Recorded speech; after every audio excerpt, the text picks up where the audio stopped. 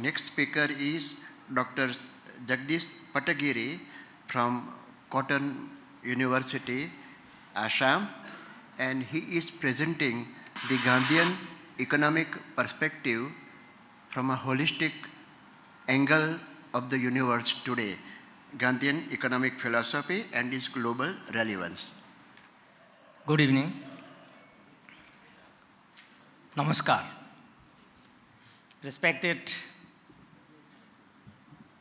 Chairperson, Professor Ransi Panda, co-presenters, Dr. Dilip Sharan, Professor Dharam Singh. Before me, my respected mentor, Professor S.R. Bhatt sir, Professor Shyam Kishore Singh sir, and other distinguished scholars, participants, researchers, students, please accept my greetings. Happy New Year. I am from Cotton University, earlier Cotton College, the oldest institution of Northeast India. Guwahati, situated in Guwahati, heart of the city. Although I am a teacher of philosophy, I have been acquainted with art, literature, culture, social problems, economic problems, and many aspects of life. Now I am playing here a role of social philosopher. The name of my paper is Gandhian Economic Philosophy and its Global Relevance. I am very much associated with the organizers Holistic Science Research Center with a translation project. Gandhi was a perpetual moral rebel who called for organized movement against imperialistic, social exploitation, economic oppression, and slavery to immoral propositions. At a time when thinkers in the realm of philosophies and social sciences are trying to take stock of the Eastern heritage and Western thought, Gandhi stands as a symbol of the conjunction of the East and the West. The service of Gandhi in awakening the soul of Asia and Africa is of immense importance. Ho Chi Minh, Nelson Mandela have testified to the inspiration of the leaders and activities of the two continents, Asia and Africa, received in the work from the trails, sufferings, and techniques of the Mahatma. Gandhi's view on economics was simple and straightforward at the outset. They have been criticized at various levels, from being utopian to regressive. But it had deep political connotations. He understood economic motives to be the basic principle of imperialism and colonialism. The new global economic system has entirely changed the concept of regional peace and security at the global level. In the last decade of the 20th century, a very powerful international lobby has built a strong public opinion through electronic and print media that there was a universal need for more and more liberalization, culminated in the formation of World Trade Organization. More than 170 nation states have come to globalize their approach in the field of economic activities. In the form of WTO, cutting across geopolitical boundaries and political ideologies, apparently this new phenomena of economic globalization appears to be very lofty. The outgoing 20th century has been very unique and eventful in many ways. On the one side, the world has moved much ahead in the direction of the so-called material progress, and economic have totally changed the face of our planet Earth. The electric highways have practically demolished all geopolitical boundaries and have reduced the planet into a global village. Gandhi in 1908 had warned the world about the ills and limitations of the parliamentary system of democracy in his book Hind Swaraj. He was left alone when India got independence from British colonialism in 1947. Nehru had tried the Soviet model for Gandhi for the economic globalization on the GATT and Hutto lines. The global village phenomena is obviously an integral part of globalization. Marshall McLuhan coined this term, global village, in 1960s, expressed his belief that economic communication would unite the world. The concept of global village is very different from the decentralized village-based economy and polity preferred by Mahatma Gandhi. For him, it is the individuals who compose a village, town, city, multiplicity, metropolis, cosmopolis, megapolis, state, nation state, and international society of nations. It is their vows of Saitya, Ahimsa, austere, stealing, aparigraha, and brahmacharya that characterize the foundation of the socio-political and economic edifice. These are also known as the Pancha Yama of Patanjali's Yoga Sutra. Gandhi begins with the individual in the village and ends up with the individual in the community of nations. Discipline, vows, values are accorded highest place in Gandhiji's experiments with truth. The current movement towards globalization also appears to be having a number of apparent Gandhian values such as global unity and integration, fast-growing antipathy to mass violence, and evidently receding trend in ideological clashes among nations between liberalism and socialism. Globally expanding mosaic of acceptance of the Gandhian principle of non-violence among nations and their leaders, and end or doing away with war as an instrument of national policy, at least among countries of the European Union. Gandhiji was keenly aware of the strong disagreement of the position that he took on economics. Moral value was extremely important for Mahatma Gandhi. According to him, economic issues was explicitly based on ethical considerations. Gandhiji has categorical suggestions of preferences.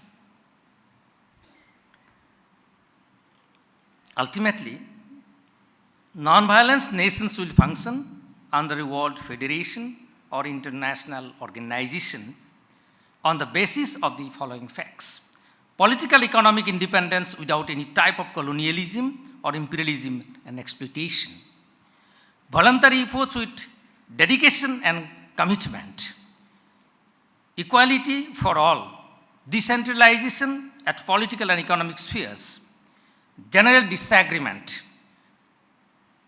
unliterated disamendment, international society as a voluntary organization, common good for all, bigger nations ready to give to the smaller nations, amicable and peaceful settlement of all disputes, small international policies as long as the world is able to develop a general belief in non-violence, free, open, alert, and impartial media, preponderance to mutual sense of service. For Gandhi, the natural economy calls for the satisfaction of the demands made by the primary needs of our body and by the requirements to keep in good working conditions. Gandhiji's economic ideas were part of his general crusade against poverty, exploitation, against socio-economic injustice, and deteriorating moral standards. Gandhiji was an economist of the masses. His approach was rooted in human dignity. His economic philosophy is a result of innumerable experiments which he conducted in the course of his life. His pragmatic approach gave a new direction to the existing socio-economic problems in the process of protecting human dignity. Gandhiji, as a socio-economic philosophy, switched not only to accomplish the higher ideals of democratic freedom and socialism, but it was also thoroughly developed to meet the challenge of national and international forces of communism and capitalism. Gandhiji's efforts towards spiritualizing economics are truly reflected in his concept of trusteeship. For him, economy means the total living of a country who have got the right to survive with coexistence. That is the cause he was the first man to care for ecology. He rejected the idea of economic man. He accepted the average man with all his characteristics. He said that an average man lives a satisfied life with his resources. Unlimited demand, dissatisfied man, and limited resources are wrong concepts for Gandhi. At the same time, he explained about the required need. A man should have food worth 3,000 calories every day, 15 meters cloth per year, a house of 100 square years, and educational and medical facilities. To satisfy such real need, the resources are sufficient. God has given enough to satisfy the need, not the greed. Gandhiji warned that if they fail to accept trusteeship, they will have to face bloody revolution. Gandhiji propagated a novel way of thinking in economics. He integrated economic ideas, activities with morality and non-violence. He was the first thinker from the East who analyzed and rejected mechanization, capitalism, and communism. He was the man who took the advantage of science and machine for the benefit of the population at large. He was the first man in the world who provided a practical alternative economic system against the prevailing economic system.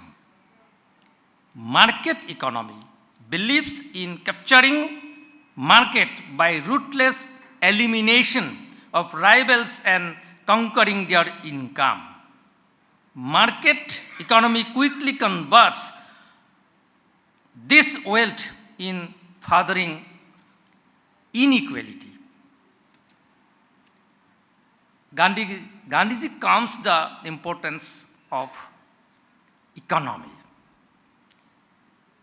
We look at global economy analytically.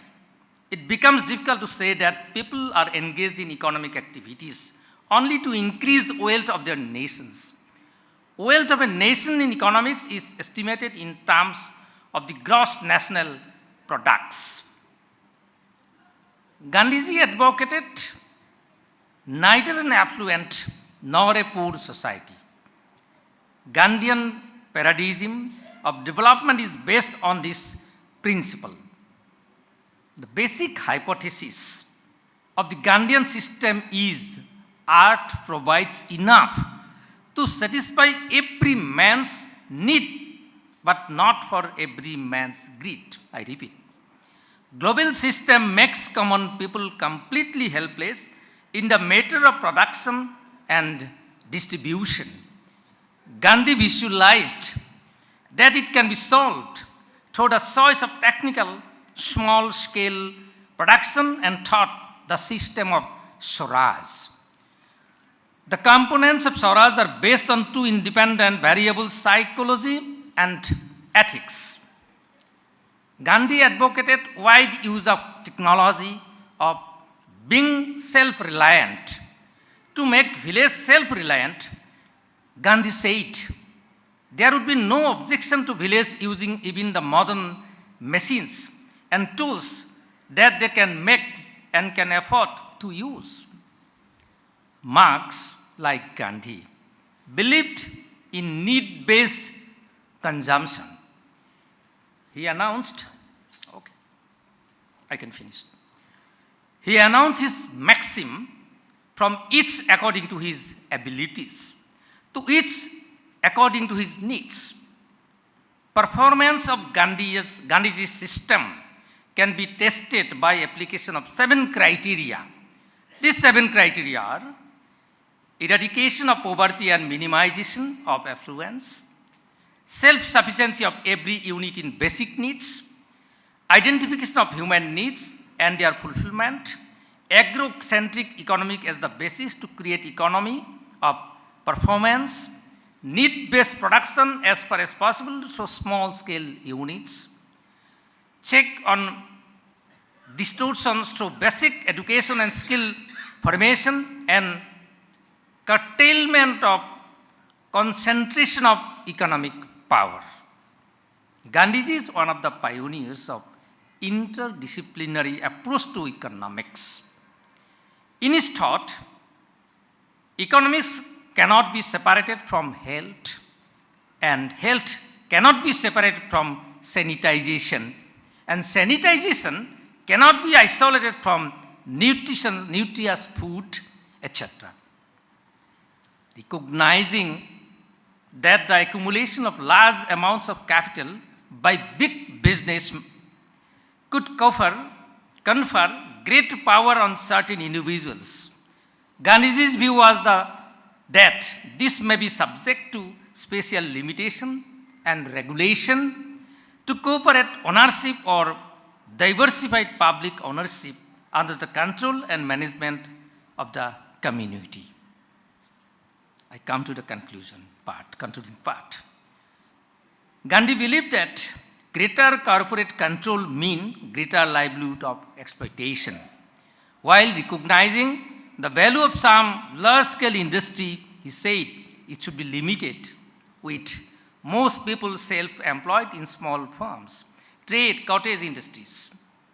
Gandhiji opened up a host of ethical issues between colonizer and the colonized, the dominant and the dominated, the oppressor and the oppressed.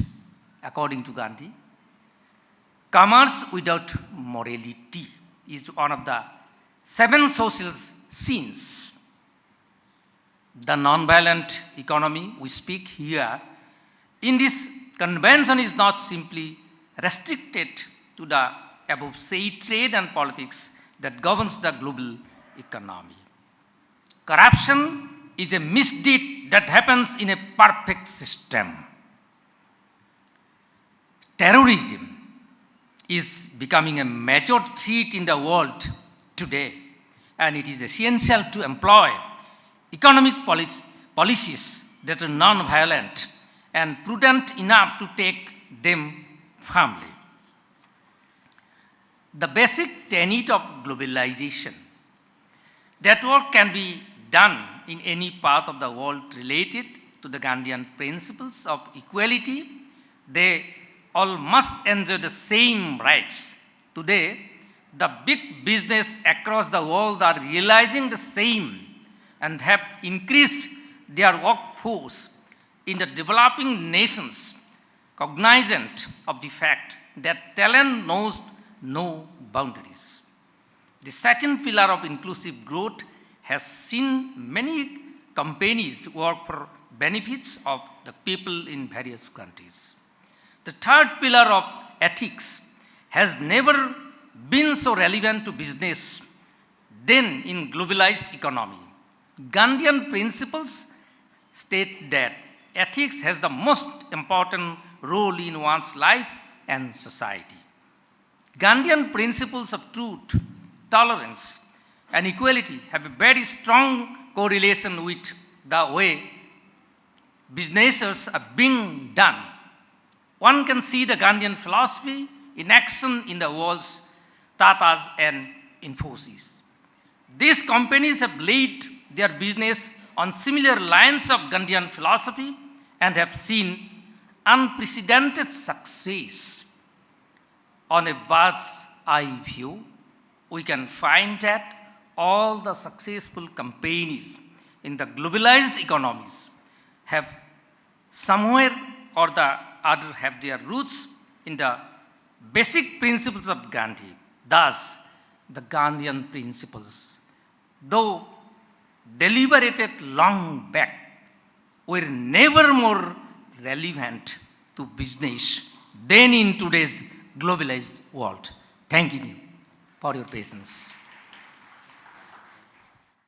Dear participants, before I hand over this mic for concluding remarks to our chair, this session is open for question and answers. The speakers are here. It is directly with you and them. I congratulate my colleague and friend Dr. Jagadish for giving a very brilliant talk on Gandhian economic philosophy, its global relevance. I fully agree with you, sir, what you said. I have listened very carefully your presentation. I do accept what all you have presented. I have no questions, but I would like to add a few points, if the chair permits me. In Gandhian philosophy,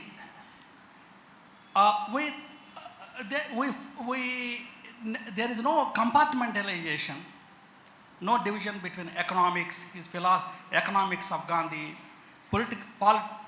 his views on economics, politics, religion, and education and social ideas. There are no compartmentalization. They are not divided. They constitute one comprehensive whole. They are all based upon two fundamental principles, namely truth and non-violence, Satya and Ahimsa.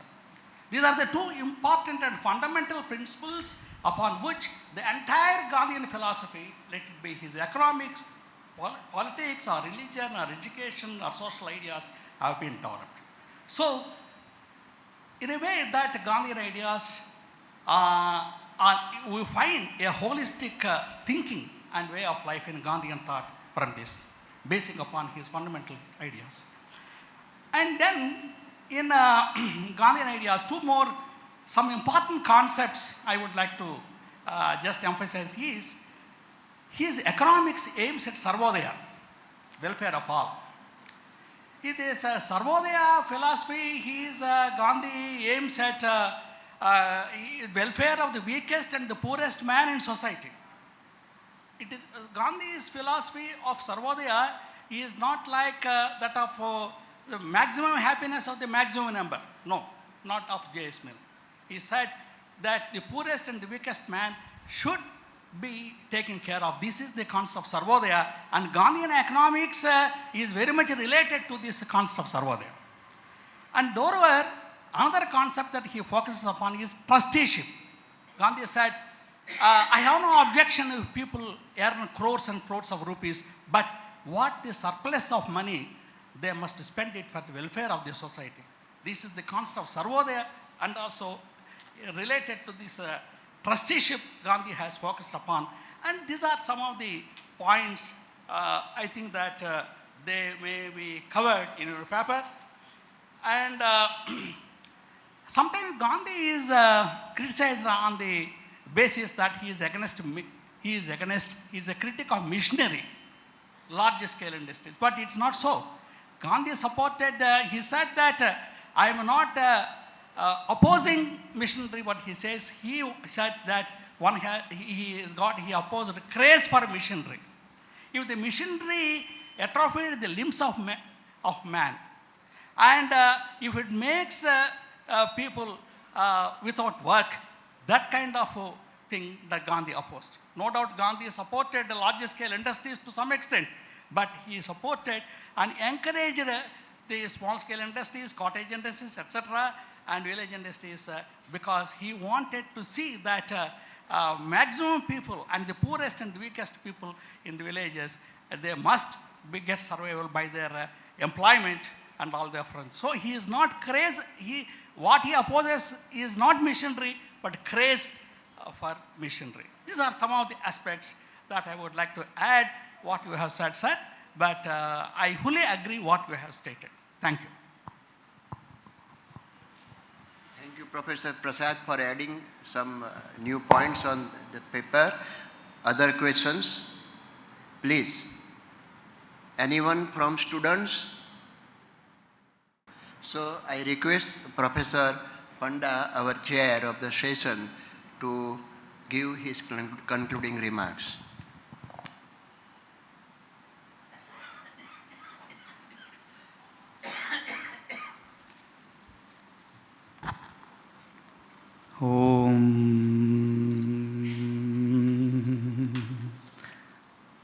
Most respected Professor Vyas, sitting with us since last 1 hour, Professor Prapanna Vidya from Bangkok, and other distinguished scholars, ladies and gentlemen. Today, in this session, we have 3 different scholars from different parts of India. One from Punjab, another scholar from Assam, another scholar from this state of Gujarat. So different parts, different scholars, different. But one thing which I appreciate, their style of presentation and some quotations they have quoted from the book of Dada Bhagavan, especially Professor Dharam Singh from Patiala University. Actually, Dada Bhagavan was a great personality, you can say the Bhagavan. Bhaga asti iti Bhagavan. So he is not an ordinary man that we are sitting here. So something, he has some basic quality, and so that we remember him, we follow his discourses, preachings, and most respectfully, I would like to submit here that in the morning sessions that Professor Bhatt has told regarding the so many things about this philosophy of our old Vedic tradition, that is the, here also the scholar, they have told about the individualistic approach and another is collective approach. So holistic approach, that means you think about you sometimes, but it's not proper. If you think about you, I mean for the society, it's good. Because individual approach means aham, myself. This is mine, I am speaking, I am doing, all these things, that all this belongs to me. But Gandhiji, Dada Bhagavan, and all the personalities, those they have tugged. So they speak about the society, not for their own benefit, not for their own pleasure. It is, they think about the welfare of the society, how the people will improve, how they will get happiness. And regarding happiness, Professor Dharam Singh, he has quoted Dada Bhagavan. So our Vedic seers, because I am a student of Vedic studies, Indian philosophy, I read Vedas. So what the Vedic seers, they speak about this holistic approach of the seers, how they think about this. Some scholars, they have told about this Sangachadham Sangbadadham Sangvo Manangsi Janatam. This is a mantra from the Veda. And Sahanavavatu Sahano Bhunaktu Sahaviriyam Karabhavahai Tajasvi Navaditam Mastu. Another mantra. Samano mantraha samitihi samani samana chitta. This way it will continue. This is Sangyana Sukta. And when we speak about the Vedic thoughts, the Rishi, the seer, they speak that the thoughts should come not to me, but these thoughts should come to all the persons, all the scholars sitting here in this hall. So,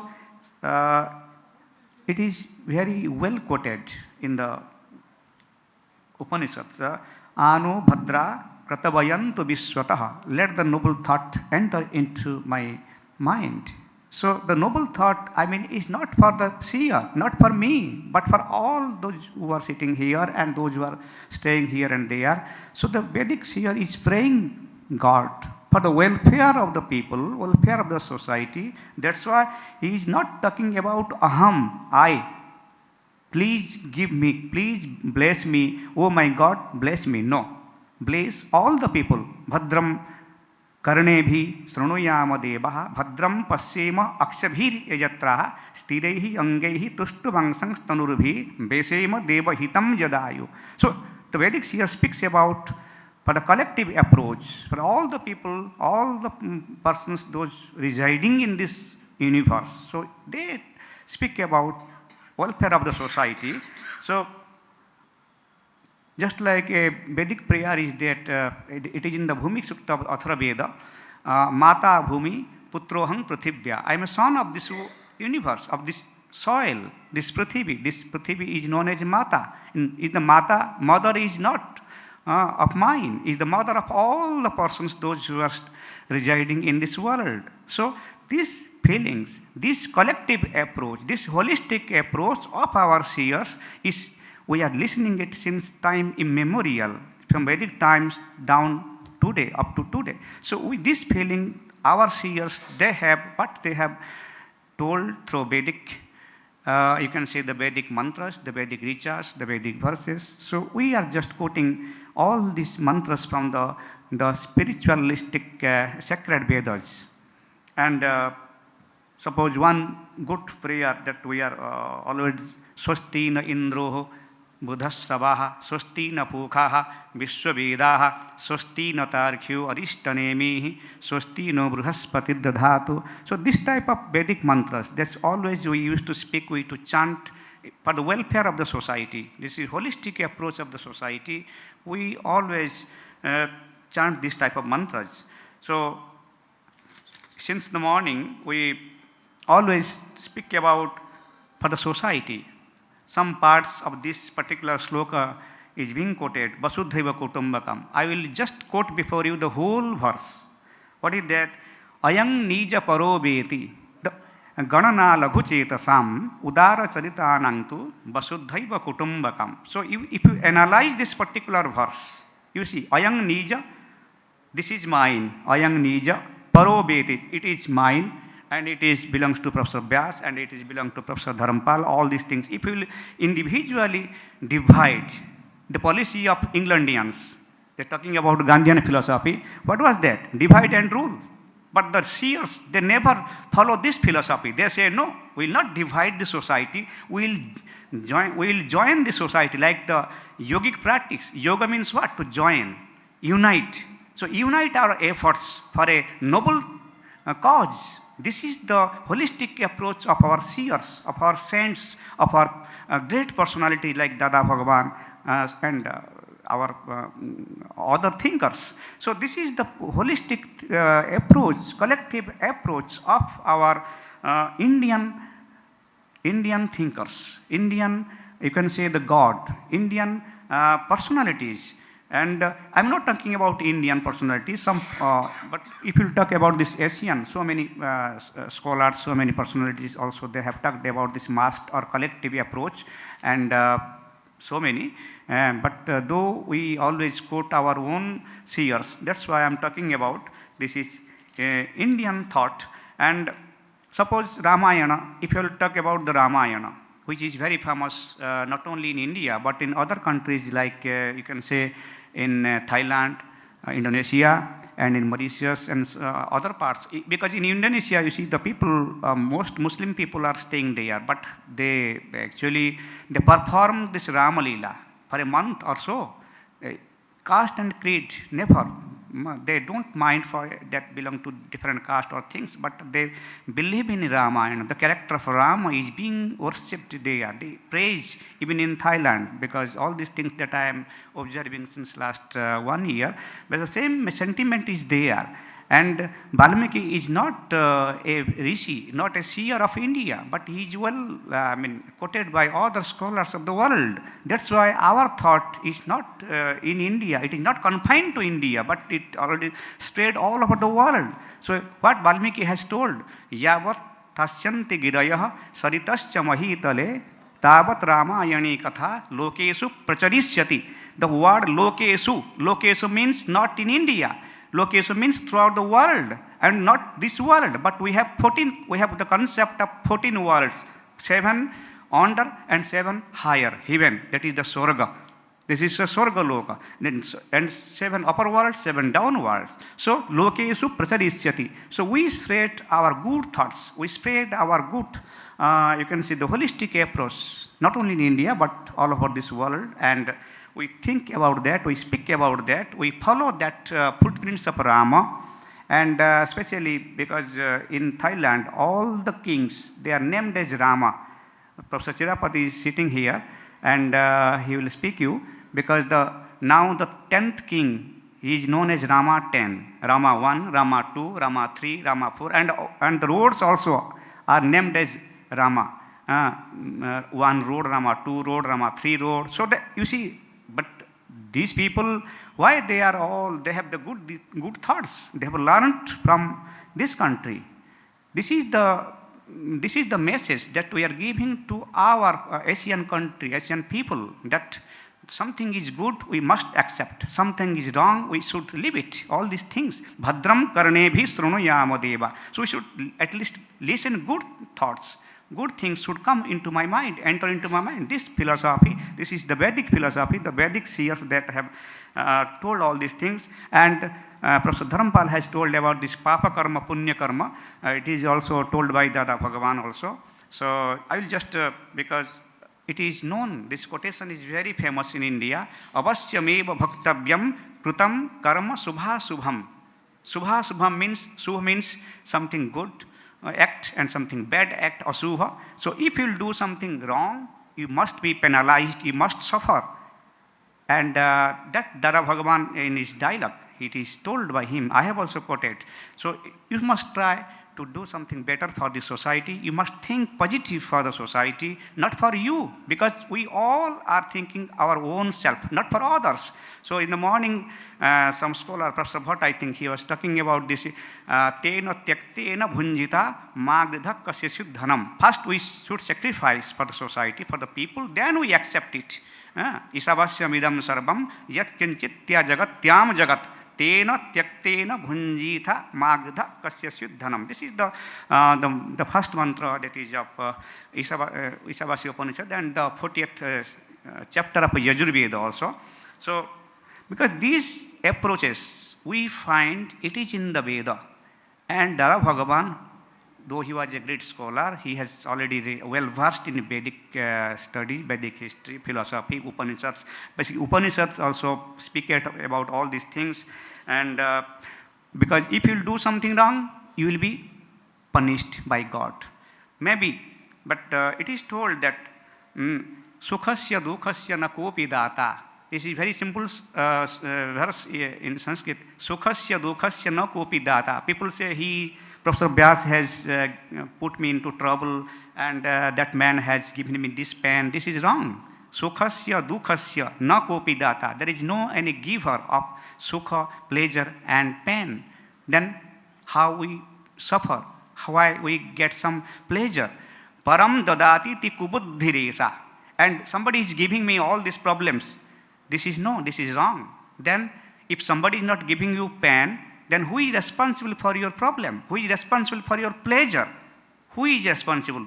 It is told that aham karomi ti vritha vimana. Aham means I. I am doing these things. I am doing all these performances. So aham karomi ti vritha vimana. This is a abhimana. This is something that is the ego, that I have done. Yes, I am doing. Yes, this is mine. Yes, I am a great billionaire. Yes, this is my flat. Yes, I am the great man. Yes, no, this is wrong.